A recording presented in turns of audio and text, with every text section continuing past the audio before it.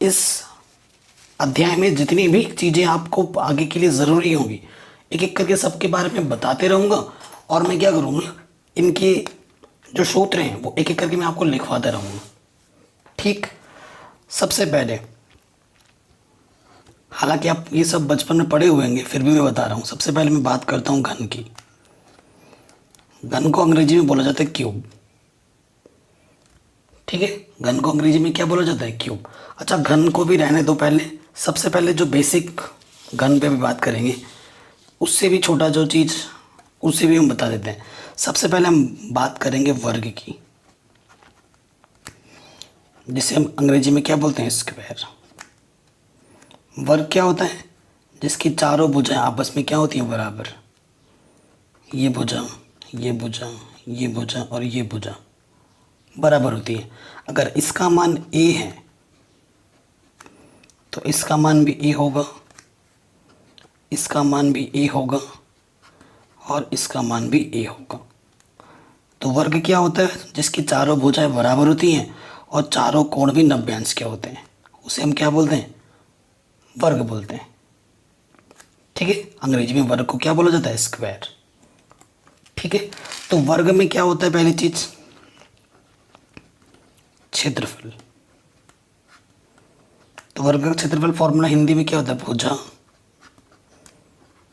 गुणा भुजा। यानी कि शॉर्ट में अगर भुजा का मान a है तो a गुणा a। सेम चीज दो बार गुणे में है, यानी कि a की घात 2। या फिर इसे आप ऐसे भी बोल सकते थे, भुजा की घात 2। घात का घात जितनी भी होती है उतनी बार हमको क्या करना होता है, गुणा करना होता है। तो वर्ग का क्षेत्रफल क्या होता है, भुजा गुणे भुजा। नंबर 2, वर्ग का परिमाप।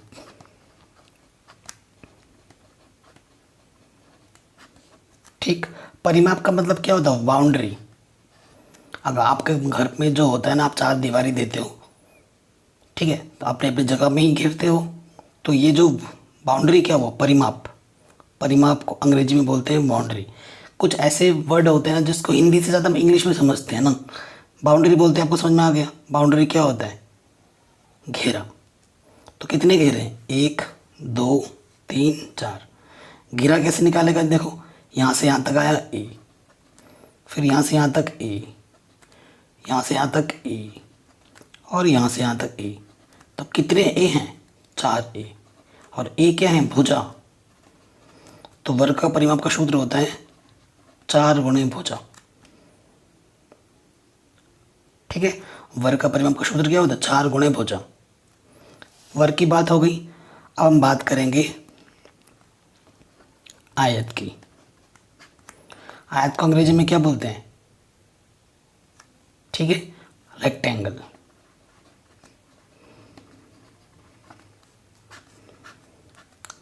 आयत किसे बोलते हैं, आयत में क्या होता है, आमने सामने की भुजाएं बराबर होती हैं। मतलब ये वाला इसके बराबर, ये वाला इसके बराबर, और ये सारे कोण 90 अंश के होते हैं। ठीक है, तो ये हमारा क्या है, आयत है। तो ये लंबा है तो इसे लंबाई बोलेंगे, ये लंबा है ना तो इसे लंबाई बोलते हैं, और ये चौड़ाई। ठीक है, तो आयत का अगर क्षेत्रफल निकालना है तो क्षेत्रफल का सूत्र क्या होता है, लंबाई गुणे चौड़ाई। ठीक है, लंबाई गुणे चौड़ाई। और दूसरा सूत्र इसका क्या होता है, क्षेत्रफल हो गया परिमाप।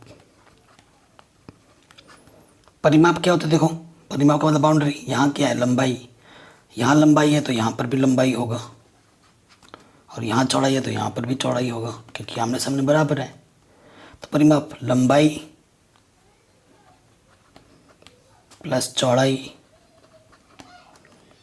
प्लस लंबाई प्लस चौड़ाई। तो कितनी लंबाई है, 2 बार लंबाई है, तो 2 लंबाई प्लस 2 चौड़ाई। तो 2 उभयनिष्ठ है दोनों में, बाहर आ गया। अंदर क्या बचेगा, लंबाई प्लस चौड़ाई। तो ये सूत्र आपने बचपन में पढ़ा होगा कि जो परिमाप होता है आयत का वो होता है 2 गुणा ब्रैकेट के अंदर लंबाई प्लस चौड़ाई। ठीक है, तो वर्ग और आयत के बारे में हम जान गए अच्छे से, और उसके सूत्र के बारे में भी हम जान गए। ठीक है, अब हम बात करेंगे नेक्स्ट चीज़ों के बारे में, घन। ठीक है, घन क्या होता है, चित्र भी बना के दिखाता हूँ आपको। घन, घन में क्या होता है, जिसकी लंबाई, चौड़ाई, ऊंचाई सब बराबर होते हैं। ठीक है, अगर ये लंबाई ए है तो इसकी चौड़ाई भी कितनी होती है, ए होती है, और इसकी ऊंचाई भी क्या होगी, ए। ठीक है, घन में क्या होता है, लंबाई, चौड़ाई और ऊंचाई तीनों आपस में बराबर होते हैं। ठीक है, तो आयत और वर्ग के बाद ये जान लिया हमने। अब हम बात करेंगे किसकी, घनाभ की। ठीक है, घनाभ को अंग्रेजी में बोला जाता है क्यूबॉइड। क्या बोला जाता है, क्यूबॉइड। क्यूबॉइड क्या होता है, घनाभ क्या होता है, जिसकी लंबाई, चौड़ाई, ऊंचाई तीनों अलग अलग होती है, जैसे कि आपका ज्योमेट्री बॉक्स। ठीक है, एक चीज़ मैं बताना चाहता हूँ, लंबाई को हम एल से प्रदर्शित करेंगे, चौड़ाई को बी से, और ऊंचाई को एच से। ठीक है, एल का मतलब लेंथ होता है, चौड़ाई का मतलब, बी का मतलब ब्रेथ होता है, और एच का मतलब हाइट होता है। ठीक है, ये चीज़ आप समझ में आया। अगर आप ज्योमेट्री बॉक्स रख के देखोगे ना, ज्योमेट्री बॉक्स जब रखोगे तो ज्योमेट्री बॉक्स का जो बाहर बाहर से जो हमें दिखता है, ठीक है, अगर ज्योमेट्री बॉक्स में रखूँ तो जो मेरे को ज्योमेट्री बॉक्स की तरह आएगा। सपोज करो ये जो मेरा मोबाइल है, ठीक है ना, ये लंबाई है इसकी, ये चौड़ाई है इसकी, और ये इसकी ऊंचाई है, देखो, है ना। तो जब मैंने ऐसे रखा ज्योमेट्री बॉक्स को, तो मेरे को बाहर की तरफ से दिख रहा है, एक फेस यहाँ पर है, एक फेस यहाँ है, एक यहाँ है, एक यहाँ है, और एक यहाँ है। ठीक है, तो बाहरी क्षेत्रफल भी पूछ सकता है आपसे, नॉर्मल वाला क्षेत्रफल भी पूछ सकता है। तो क्वेश्चन में जो बोलेगा आपसे, आपको वही करना है। ठीक है, तो सबसे पहले लिखेंगे आप कुल क्षेत्रफल। क्वेश्चन में कुल क्षेत्रफल बोलेगा तो कुल क्षेत्रफल वाला फॉर्मूला लगाना है आपको। तो कुल क्षेत्रफल वाला फॉर्मूला क्या होता है, 2LB plus BH plus HL, L गुणा B प्लस B गुणा H, H गुणा L। L का मतलब लंबाई है, B का मतलब चौड़ाई है, और H का मतलब ऊंचाई है। ठीक है, ये तो कुल क्षेत्रफल के लिए ये लगाओगे। ठीक है, और अगर आपसे बोले बाहरी क्षेत्रफल, ठीक है, क्या बाहरी क्षेत्रफल, तो फॉर्मूला क्या लगेगा, 2, यहाँ लग जाएगा L plus B into H। L का मतलब लंबाई, B का मतलब चौड़ाई, और H का मतलब ऊंचाई। ठीक है, अगर आपसे बोले कि आयतन निकालो घनाभ का, तो उसका सूत्र होता है लंबाई गुणा चौड़ाई गुणा ऊंचाई, L गुणा B गुणा H। ठीक है, आया समझ में। अगर आपसे बोल देता है, ठीक है, कि ये जो आपके पास जो ज्योमेट्री बॉक्स था, जैसे मेरे पास ये क्यूबॉइड है ना, इसे घनाभ है, तो इसका विकर्ण निकालो। जैसे कि ये विकर्ण हुआ, ये विकर्ण है हमारे पास। तो अगर आपसे बोले इसका विकर्ण निकालो, हालांकि बहुत कम यूज़ होता है, तो फिर भी मैं लिखवा दे रहा हूँ आपकी नॉलेज के लिए। तो विकर्ण का जो सूत्र होता है ना, वो ये होता है, अंडर रूट के अंदर L² B² H²। ये एक्स्ट्रा है, इसका बहुत ही यूज़ कम होगा, फिर भी आप लिख लेना। ठीक है, तो क्यूबॉइड के बारे में हमने जान लिया, घनाभ के बारे में सब कुछ जान लिया, कुल क्षेत्रफल, आयतन, बाहरी क्षेत्रफल। अब प्रश्न में जो बोलेगा हम रख देंगे मान। घनाभ जान लिया, अब आ जाते हैं घन पे। घन को अंग्रेजी में बोला जाता है क्यूब। क्या बोला जाता है, क्यूब। घन किसे बोलते हैं, जिसकी लंबाई, चौड़ाई, ऊंचाई तीनों समान हो। लंबाई, चौड़ाई, ऊंचाई तीनों समान हो, उसे हम बोलते हैं घन। अब मतलब अगर इसकी भुजा अगर ए है ना, तो मतलब लंबाई अगर ए है तो चौड़ाई भी ए होगी और ऊंचाई भी ए होगी। ठीक है, तो इसकी भी बात कर लेते हैं। सबसे पहले बात करते हैं कुल क्षेत्रफल की। कुल क्षेत्रफल बोले या क्षेत्रफल बोले, आपको कुल से ही मतलब है। अगर जब बोलेगा बाहरी क्षेत्रफल, तब बाहरी वाला सूत्र लगाना है, उससे पहले नहीं। ठीक है। तो जो कुल क्षेत्रफल होता है वो होता है 6 गुणा जो भी भुजा होगी, क्योंकि भुजा बोलेंगे क्योंकि सारे भुजाएं बराबर होती हैं, लंबाई चौड़ाई ऊंचाई, तो भुजा बोलेंगे 6 गुणा भुजा का वर्ग। ठीक है। अगर आपसे बोला है बाहरी क्षेत्रफल किसका, घन का, तो बाहरी क्षेत्रफल का होता है 4 गुणे भुजा का वर्ग। ठीक है। और क्षेत्रफल की अगर बात की जाए, और सॉरी आयतन की अगर बात की जाए घन का, तो वो होता है जो भी आपकी भुजा होगी उसकी घात 3। ठीक है, उसकी घात 3। जैसे हमारा इसका भी तो वो विकर्ण होगा ना, यहाँ से मिलाओगे तो ये विकर्ण है। अगर ये विकर्ण निकालना चाहोगे तो इस विकर्ण निकालने का सूत्र क्या होगा, उसका सूत्र होता है √3 गुणा भुजा। ठीक है, भुजा का √3 से गुणा कर दो। अच्छा, जब इसकी विकर्ण की बात हुई है तो वर्ग के विकर्ण की भी बात कर लेते हैं। तो वर्ग का जो विकर्ण होता है, ये सूत्र अलग से लिख लेना, वर्ग का विकर्ण वो होता है √2 गुणा भुजा। ठीक है, इसका भी यूज़ होगा तो ये भी लिख लेना। अभी तक हमने क्या सीखा, वर्ग सीखा, आयत के बारे में जाना, घनाभ के बारे में जाना, घन के बारे में जाना। ठीक है, ये सूत्र बहुत ज़रूरी हैं। सूत्र है याद है तो ये चैप्टर आपके लिए बहुत आसान हो जाएगा। अब ये मत सोचने लग जाना कि परीक्षा से पहले याद कर लूँगा, कल याद कर लूँगा, बाद में याद कर लूँगा। वो कल और वो बाद कभी नहीं आएगा, अभी नहीं तो कभी नहीं। ये मैं आपको बता रहा हूँ, आज ही के आज आपको लिखना है और आज ही के आज आपको ठान लेना है कि भाई सुबह तक तो मैं याद कर ही लूँगा। और आज लिखो, याद करो, टेबल के सामने चिपका दो, बोर्ड के सामने चिपका दो, उठते बैठते लिख लिख के 10 बार पढ़ लोगे ना, यकीन मानो याद हो जाएगा। बहुत आसान है, उतना टफ नहीं है। ठीक है, अब हम बात करते हैं बेलन की। किसकी, बेलन की, जिसे हम बोलते हैं अंग्रेजी में सिलेंडर। सिलेंडर रसोई में जो है वो नहीं, ठीक है, आप सोचोगे रसोई वाला सिलेंडर, नहीं, सिलेंडर की बात करेंगे। सिलेंडर मतलब बेलन। अब घर पे रसोई में जो बेलन होता है वो भी नहीं, ये है बेलन। ठीक है, बेलन में क्या होता है, ऊपरी जो हिस्सा होता है ना वो वृत्ताकार होता है। तो यहाँ पर उसकी यहाँ पर क्या होती है, त्रिज्या होती है। बेलन की क्या होती है, ऊंचाई होती है। ये एच का मतलब क्या हुआ, ऊंचाई से, और इस आर का मतलब क्या है, त्रिज्या से। ठीक है, तो बेलन की त्रिज्या होती है, बेलन की ऊंचाई होती है। अब बेलन में क्या क्या सूत्र लग सकते हैं, देखो बेलन की अगर बात करें तो देखो इधर से एक वृत्ताकार भाग दिख रहा है, यहाँ से एक वृत्ताकार भाग दिख रहा है, तो 2 वृत्त हैं। ठीक है, तो बेलन अगर मैं आपको बताऊं 2 तरीके के बेलन बन सकते हैं। एक लकड़ी का टुकड़ा है जो कि पूरा सॉलिड है, ठोस है, और एक बेलन हो सकता है खोखला, मतलब सिर्फ जैसे कि मैं अगर आपको दिखाऊं चित्र बनाकर,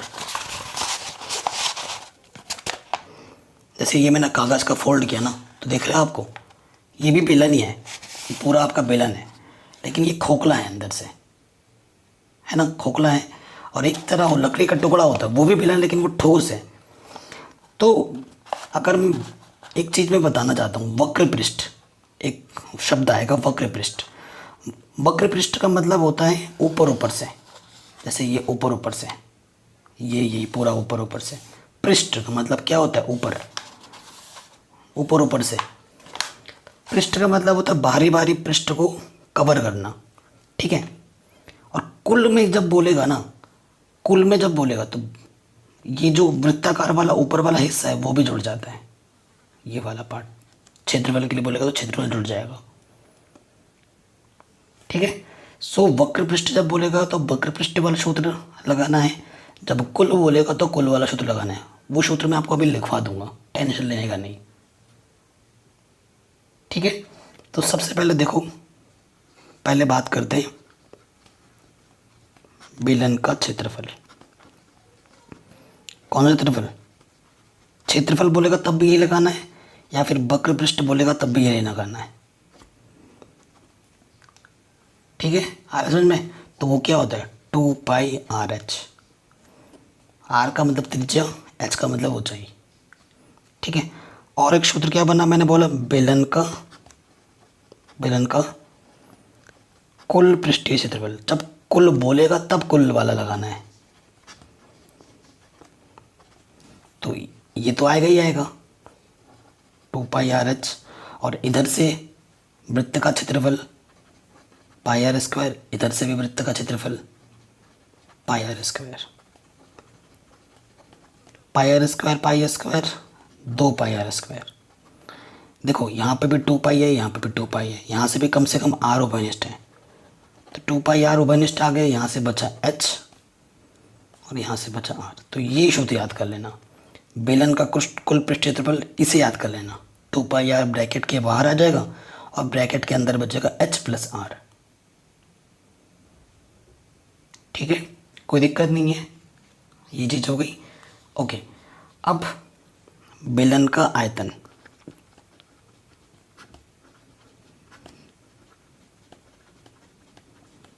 बेलन का आयतन, तो बेलन का आयतन का जो सूत्र होता है ना, वो होता है πr²h। आपको पता ही है, क्वेश्चन में पाई का मान या तो 22/7 रखोगे या पाई का मान 3.14 रखोगे, और ये दोनों के दोनों मान आपको क्वेश्चन में दे दिएंगे कि कौन सा प्रयोग करना है।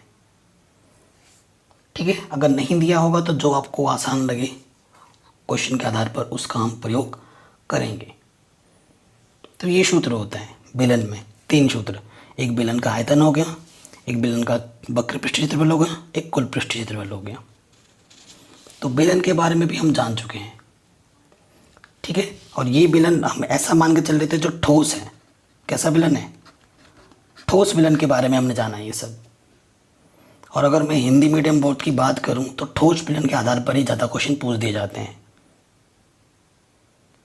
ठीक है, ठोस बेलन पे ही ज़्यादा क्वेश्चन पूछ दिए जाते हैं। अब सपोज करो, ये थोड़ा एक्स्ट्रा नॉलेज के लिए मैं बता रहा हूँ, क्या पता क्वेश्चन भी बन सकता है। बेलन लिया है मैंने जो खोखला है। खोखला बेलन का अगर उदाहरण आपको देना है तो क्या दोगे? जैसे कि गिलास, नीचे वाला खोखला कर दो। ठीक है, गिलास जो होता है स्टील का बना हुआ होता है। जैसे कि ये खोखला है पूरा, यहाँ से ये अंदर की, ये बाहर की परत है, ये अंदर की परत है। तो अगर मैं खोखला बेलन आपको बना के दिखाऊं,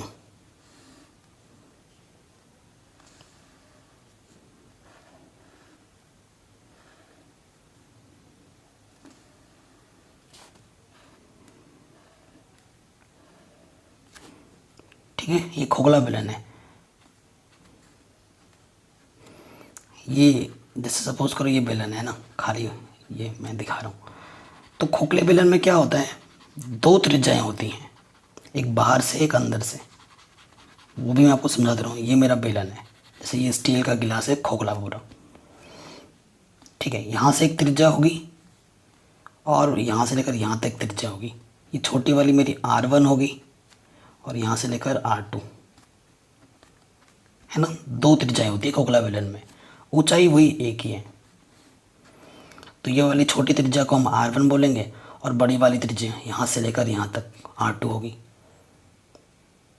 ठीक है, तो खोखला बेलन में क्या हो सकता है सूत्र, वो देख लीजिए। बहुत कम पूछा जाता है क्वेश्चन इसके, बट क्या पता अगर आ जाए, अगर सूत्र याद रहेगा तो क्वेश्चन तो यूँ बन जाता है। मैं बार बार बोल रहा हूँ आपको, इस अध्याय में सबसे इम्पॉर्टेंट चीज़ class 10th mathematics chapter number 13 में हिंदी मीडियम के लिए सबसे ज़्यादा इम्पॉर्टेंट आपका सूत्र है। जिस बच्चे को सूत्र पता है उसके लिए क्वेश्चन बहुत ही आसान है, बहुत ही ज़्यादा। ठीक है, तो अगर इसकी बात की जाए कुल क्षेत्रफल की, कुल क्षेत्रफल मतलब कुल पृष्ठीय क्षेत्रफल। ठीक है, तो उसका फॉर्मूला मैं लिखवा दे रहा हूँ शॉर्ट में। इसे आप क्या बोलो, ये जो छोटी वाली त्रिज्या है उसे हम R बोलते हैं और इस बड़े वाले को कैपिटल R से दर्शाते हैं, तो ये सही रहेगा। तो इसका सूत्र होता है 2π ब्रैकेट के अंदर R + R।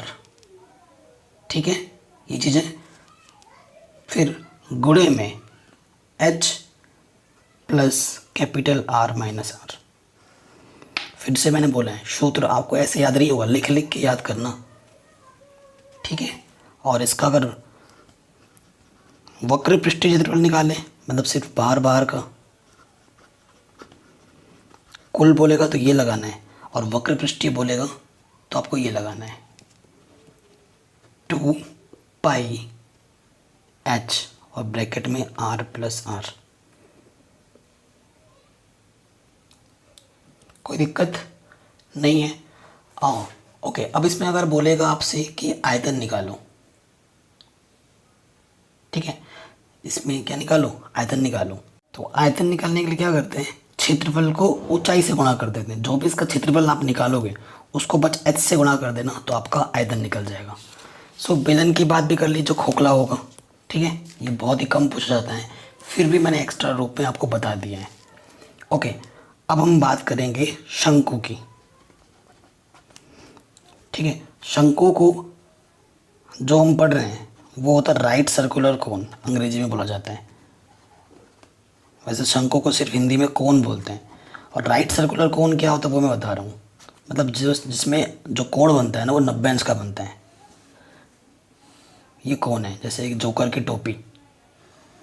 नीचे से क्या होता है, वृत्ताकार भाग होता है। यहाँ से ये इसकी हमारी त्रिज्या हुई, ये हमारी ऊंचाई हुई, यहाँ पे 90 अंश का कोण बनता है। ये मेरी क्या हुई, ऊंचाई। और ये जो है मेरी एल, एच तो मेरा क्या है, ऊंचाई है, और ये आर मेरी क्या है, त्रिज्या है, और ये एल मेरा क्या है, तिर्यक ऊंचाई,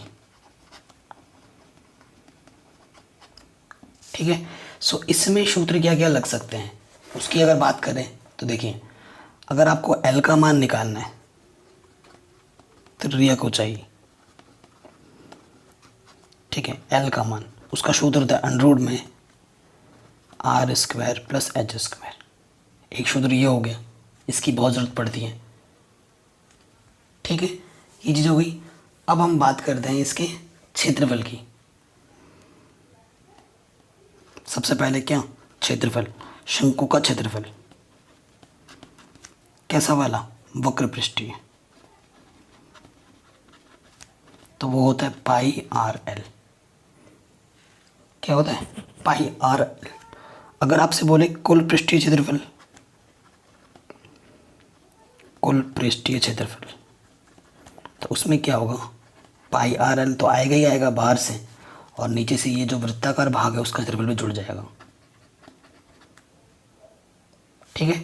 तो देखो यहाँ से क्या कॉमन है, पाई आर कॉमन है, यहाँ से एल बचेगा, यहाँ से आर। तो ये सूत्र होता है कुल पृष्ठीय क्षेत्रफल, पाई आर ब्रैकेट के अंदर एल प्लस आर, ठीक है। अब हम बात करते हैं इसके आयतन की। जो आयतन होता है वो होता है सूत्र इसका 1/3 पाई आर स्क्वायर एच, ठीक है। इसको आप ऐसे भी याद कर सकते हो, पाई आर स्क्वायर एच बट्टे 3, जैसे आपको लिखने में सुविधा हो, ठीक। तो ये हमारा कोण, जिसे बोलते हैं हिंदी में शंकु, उसके बारे में भी हमने जान लिया है, ठीक है। ये चीज़ हो गई। आप अब देखो, अब हम बात करेंगे गोला।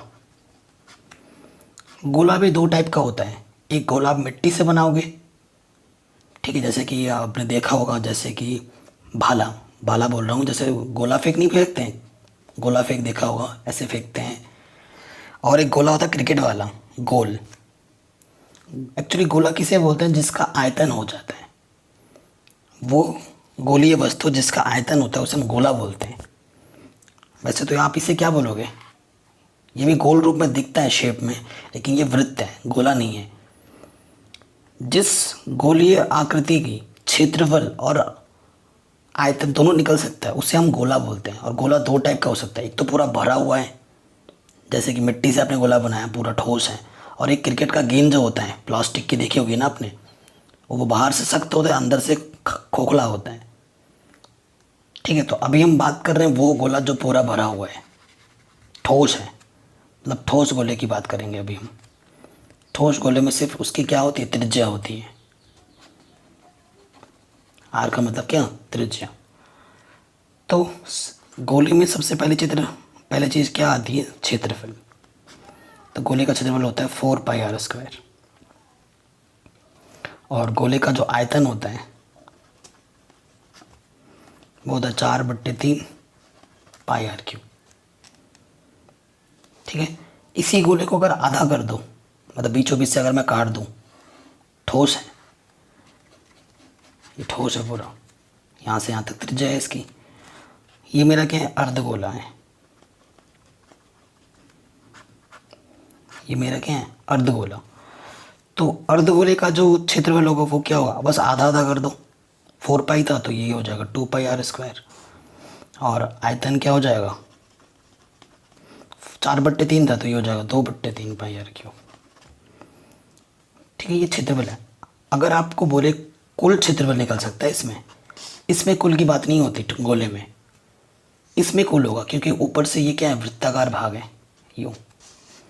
तो इसमें कुल क्षेत्रफल पता है क्या होता है, 2πr²। और ये वृत्त का क्षेत्रफल πr², तो ये होता है 3πr²। ठीक, गोले की भी बात हो गई। अच्छा, गोले की भी बात हो गई। अच्छा, एक चीज़ हम भूल रहे हैं, बताओ क्या भूल रहे हैं, हम वृत्त को भूल रहे हैं। वृत्त के बारे में तो बात ही नहीं की हमने। ठीक है, त्रिज्या। तो वृत्त का क्षेत्रफल क्या होता है, वृत्त का क्षेत्रफल होता है πr²। और परिधि क्या होती है, 2πr। ठीक है, हम अर्धवृत्त को भी बोल रहे हैं, बस आधा कर दो, ये अर्धवृत्त है, आधा आधा कर दो। तो अर्धवृत्त का क्षेत्रफल,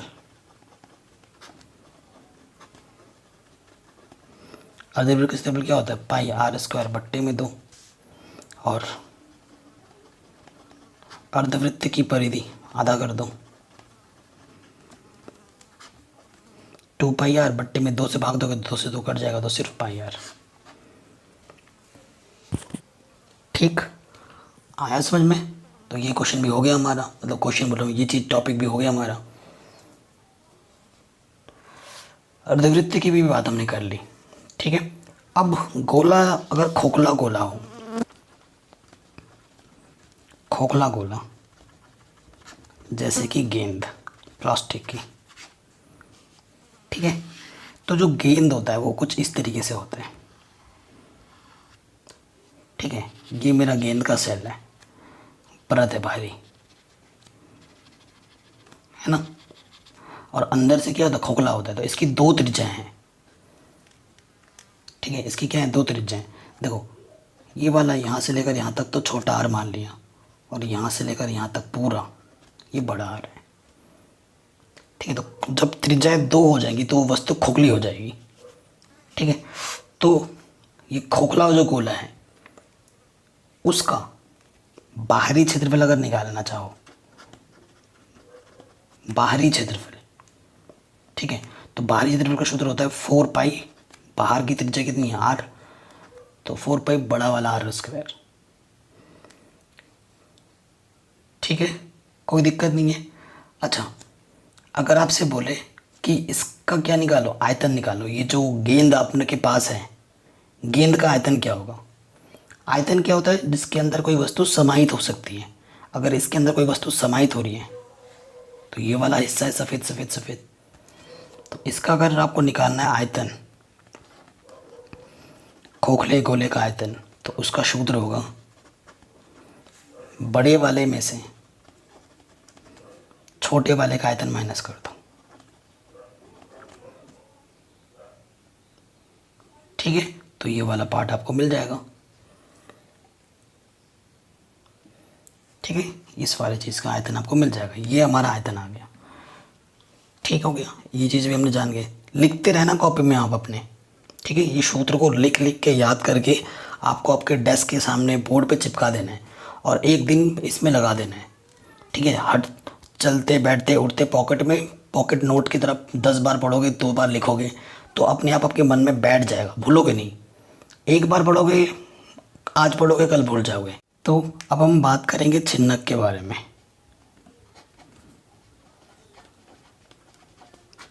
ठीक है, छिन्नक को अंग्रेजी में क्या बोलते हैं? फ्रस्टम। छिन्नक के बारे में, छिन्नक क्या होता है? आपके पास एक शंकु है, आपने शंकु को बीचों बीच यहाँ से काट दिया, तो ये वाला जो हिस्सा बचता है ऐसा बचेगा। ठीक है, शंकु में क्या होता है, और सॉरी ये शंकु था। अब ये जो वाला हिस्सा है ये मेरे पास क्या है? छिन्नक है। ये मेरे पास पहले शंकु था। तो छिन्नक में दो त्रिज्याएं होती हैं, एक छोटी वाली और एक बड़ी वाली। छिन्नक की ऊंचाई भी होती है और छिन्नक की तिर्यक ऊंचाई भी होती है। ठीक, तो ये मेरा R1 है, ये मेरा R2 है, ये मेरा H है और ये मेरा L। H मतलब ऊंचाई, L मतलब तिर्यक ऊंचाई। R1 छोटी त्रिज्या है, R2 बड़ी त्रिज्या है। कोई दिक्कत नहीं है। अब आपसे क्वेश्चन में पूछ सकता है, ठीक है, छिन्नक का आयतन। अगर आपसे बोले छिन्नक का आयतन क्या, तो सूत्र क्या लगाओगे? 1/3 पाई h, और अंदर ब्रैकेट के अंदर क्या हो जाएगा? R1 का स्क्वायर R2 का स्क्वायर प्लस R1 गुणा R2। ठीक है, अगर आपसे बोले छिन्नक का वक्र पृष्ठीय क्षेत्रफल निकालो, वक्र पृष्ठीय क्षेत्रफल, तो उसका जो फॉर्मूला होता है वो होता है पाई L, और अंदर होता है R1 प्लस R2। ठीक, अगर आपसे बोले कुल वक्र पृष्ठ क्या होगा, कुल वक्र पृष्ठीय क्षेत्रफल, तो उसका सूत्र होता है, ठीक है, कुल के लिए बात कर रहा हूँ, पाई L। ठीक है, कुल की बात कर रहा हूँ, यहाँ पे पाई लिखोगे और ब्रैकेट में आ जाएगा R1 प्लस R2। ठीक है, फिर प्लस लगाओगे, फिर पाई लिखोगे और अंदर आ जाएगा R1 स्क्वायर R2 का स्क्वायर प्लस में। ठीक है, तो ये क्या आ जाएगा? कुल वक्र पृष्ठीय क्षेत्रफल। ठीक है, तो ये सूत्र आपको याद रखने हैं। 3 सूत्र ही हमारा सब कुछ है। जितने भी सूत्र मैंने लिखाए हैं प्लीज़ आप लोग अच्छे से ध्यानपूर्वक लिख लेना, लिख के अच्छे से चिपका देना, क्योंकि अगर सूत्र याद हो गए ना तो आपको सारा चीज़ आपके लिए आसान हो जाएगा। मैं बार बार बोल रहा हूँ, सूत्र ही हमारे लिए सब कुछ है इस चैप्टर में। अब प्रश्नावली तो मैंने सोचा था कि नेक्स्ट वीडियो से बताऊँगा, इस वीडियो में मेरे को बस सूत्र के बारे में समझाना था, बट फिर भी मैं एक क्वेश्चन करवा दे रहा हूँ। हालांकि सारी प्रश्नावली अब अलग अलग वीडियो में मिलेगी। प्रश्नावली 13.1 का मैं पहला क्वेश्चन कर दे रहा हूँ। ठीक, क्या बोला है क्वेश्चन में? जब तक अन्यथा ना कहा जाए पाई का मान 22/7 लीजिए। क्वेश्चन में क्या बोल रहे हैं? दो घनों जिनमें से प्रत्येक का आयतन 64 सेंटीमीटर क्यूब है के संलग्न फलकों को मिलाकर एक ठोस बनाया जाता है, इससे प्राप्त घनाभ का पृष्ठीय क्षेत्रफल ज्ञात कीजिए। ठीक है, तो जो बोलेगा आपको वही निकालना है। क्या निकालना है? इससे प्राप्त घनाभ, तो मतलब घनाभ का पृष्ठीय क्षेत्रफल आपको निकालना है। ठीक है, तो क्वेश्चन को ढंग से पढ़ना बहुत ज़रूरी है। पहला क्वेश्चन है, आपके पास दो घन हैं। घन क्या होता है? जिसकी लंबाई, चौड़ाई, ऊंचाई सब बराबर होता है और दोनों घन सेम टाइप के हैं। दो घन को जब यूं मिला दोगे ना तो क्या बनेगा? एक घनाभ बनेगा। उसने बोला, अगर बोला है तो अच्छी बात है, नहीं बोलता तो आपको पता लगना चाहिए कि दो घन को मिलाओगे ना तो घनाभ ही बनेगा। ठीक है, क्योंकि देखो, माना अगर इसकी भुजा अगर ए है, ठीक है, तो ये भी ए होगा और ये भी ए होगा, सारे ए होंगे, दोनों सेम टाइप के हैं। ये अगर ए है, ये अगर ए है, तो इनको जब ज्वाइंट करोगे तो नीचे से ए, यहाँ से, तो लंबाई कितनी हो जाएगी? 2a। लेकिन ये जो चौड़ाई है, चौड़ाई हमारी उतनी ही रहेगी a, और हमारी ऊंचाई भी उतनी ही रहेगी a। ठीक है, ये भी घन है, ये भी घन है। दोनों घन को जब मिला देंगे तो हमारा क्या बन गया, एक घनाभ। ठीक है, अब प्रश्न में दिया है, ठीक है, यहाँ पे लिख लेना, माना घन की भुजा e सेंटीमीटर है। ठीक है, तो हमें क्या दे रखा है, घन का आयतन। हमें घन का आयतन क्या दे रखा है, 64 सेंटीमीटर क्यूब। तो घन का आयतन का सूत्र क्या होता है, अगर भुजा हमारे पास a है तो भुजा की घात 3 होता है, सूत्र भी लिखाया था मैंने। ठीक है, तो हमें a निकालना है, तो यहाँ लग जाएगा 64 की घात अंडर, और ये यहाँ पर 3 है तो यहाँ पर 3 लग जाएगा। अब मतलब वर्गमूल निकालना है, लेकिन 3 का जोड़ा बनाना है, ये बोल रहे हैं। बनाओ 3 का जोड़ा, किससे कटेगा ये, 4 से।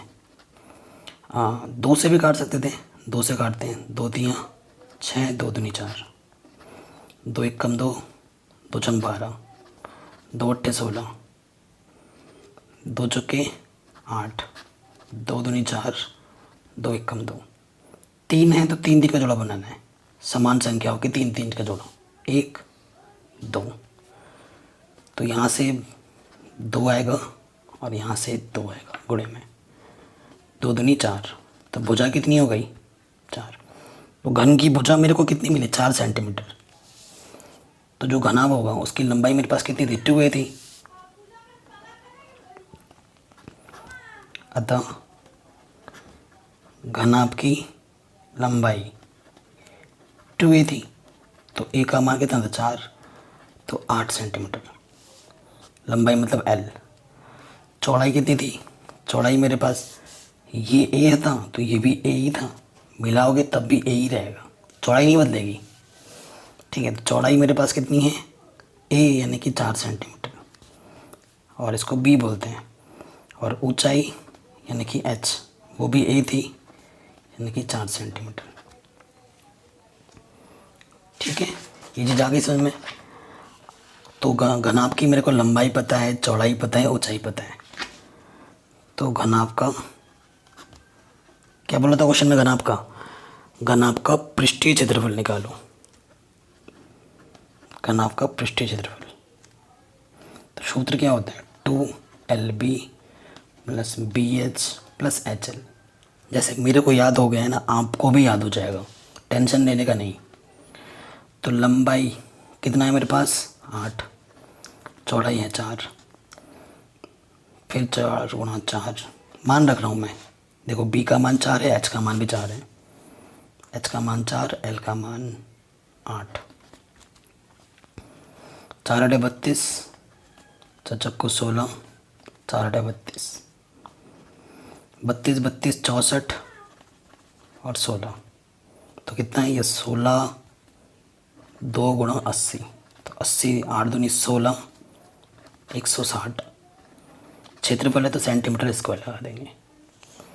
ठीक है, क्षेत्रफल में जो भी आपका यूनिट दे रखा होगा उसकी घात 2 लगता है, और आयतन में जो भी यूनिट दे रखा है उसकी घात 3 लगता है। तो ये हमारा आंसर है। ठीक है, नेक्स्ट वीडियो जो होगी उस पर हम प्रश्नावली पूरी करेंगे। यहाँ तो बस एक इंट्रोडक्शन पार्ट था, सारे सूत्र पता चल गए हमें। ठीक है, अब 13.1 की अलग वीडियो आएगी, 2 की अलग वीडियो आएगी, 3 की अलग वीडियो आएगी, 4 की अलग आएगी। सारे चैप्टर मैंने करा रखे हैं, लिंक्स मिल जाएगी आपको डिस्क्रिप्शन।